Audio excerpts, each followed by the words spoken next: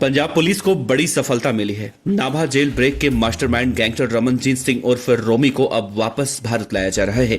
22 अगस्त यानी आज शाम 4 बजे वो दिल्ली एयरपोर्ट पर पंजाब पुलिस के सुरक्षा एजेंसियों के ऑपरेशन में मास्टरमाइंड भारत लाया गया।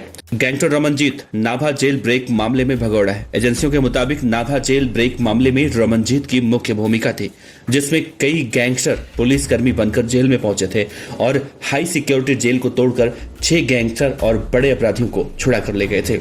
नाभा जेल ब्रेक मामले में रोमी ने अपराधियों को पैसा, हथियार और दूसरे लॉजिस्टिक सपोर्ट मुहैया करवाए थे।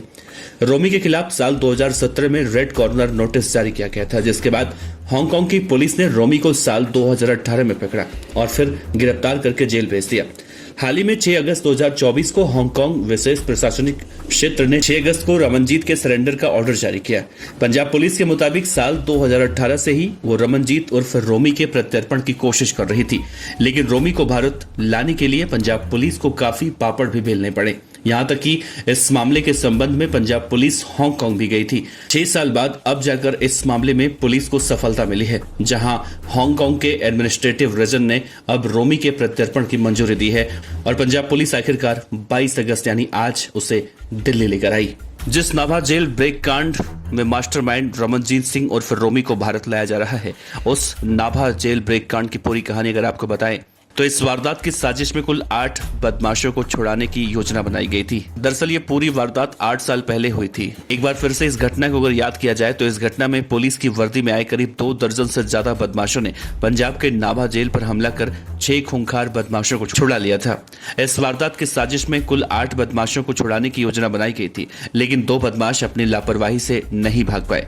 पंजाब पुलिस अब तक इस मामले की जांच कर रही है। दरअसल अभी तक ये भी नहीं साफ हो पाया है कि नाभा जेल ब्रेक कांड में टोटल कितने और कौन कौन बदमाश शामिल थे। पुलिस के मुताबिक अब इस वारदात के मास्टरमाइंड रोमी के भारत आने पर उससे पूछताछ के बाद इस वारदात से जुड़े तमाम सवालों के जवाब मिल जाएंगे।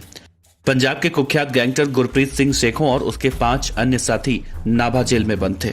इन सभी को जेल से छुड़ाने के लिए शेखों की गैंग के अहम सदस्य रोमी ने साजिश बुनी और अपने साथियों के साथ इस वारदात को अंजाम दिया। तारीख थी 27 नवंबर 2016 जब नाभा जेल ब्रेक कांड की पूरी कहानी घटित की गई। नाभा जेल से गुरप्रीत सिंह शेखों ने अगस्त सितंबर महीने में ही रोमी को उसे बाहर निकालने और विदेश भेजने की व्यवस्था करने के लिए कहा था। इसके बाद रोमी ने पूरी योजना खुद ही तैयार की और अपने साथियों के साथ 27 नवंबर 2016 को पटियाला की नाभा जेल पर हमला कर दिया। इस हमले में उसने गैंगस्टर गुरप्रीत सिंह शेखों और खालिस्तानी लिबरेशन फोर्स के चीफ हरमिंदर सिंह मिंटू समेत 6 कैदियों को फरार कराया था। फरारी के बाद इन सभी कैदियों को इसने रुपए और विदेश भागने के लिए वीजा पासपोर्ट भी उपलब्ध करवाए थे। हालांकि इस घटना के कुछ ही देर बाद पंजाब पुलिस ने मिंटू को पकड़ लिया था। वहीं वारदात में शामिल रहा बदमाश gangster Vicky Gounder police encounter में मारा गया था। पंजाब पुलिस के मुताबिक इस मामले में 30 बदमाशों के खिलाफ केस दर्ज किया गया था। इनमें से ज्यादातर बदमाशों को गिरफ्तार भी किया गया और उनसे पूछताछ में वारदात की पूरी कहानी सामने आई थी।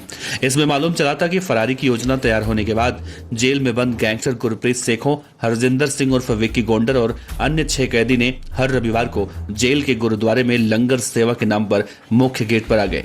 ठीक इसी दौरान पुलिस की वर्दी में आए बदमाशों ने जेल पर हमला किया और 6 कैदी फरार होने में कामयाब हो गए। हालांकि सबसे पीछे रह गए 2 कैदियों को जेल पुलिस ने दबोच लिया था। पंजाब पुलिस के मुताबिक रोमी के एक साथी पिंदा की गिरफ्तारी उत्तर प्रदेश से हुई थी। उसने रोमी की साजिश का पूरा खुलासा किया था। उसने कहा था कि जेल ब्रेक योजना के तहत सभी बदमाश पटियाला के पास मुदकी में इकट्ठा हुए और यहीं पर इन लोगों ने 4 गाड़ियां भी लूटी और इन सभी गाड़ियों के असली नंबर प्लेट हटाकर उनकी जगह पर एक्टिवा स्कूटी के नंबर प्लेट लगा दिए।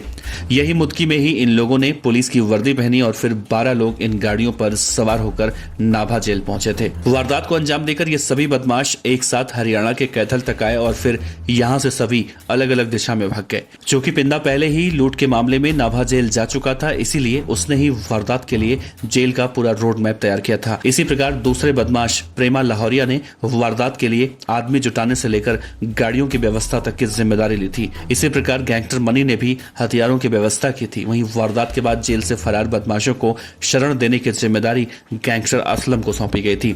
सोनीपत का रहने वाला असलम शार्प शूटर था।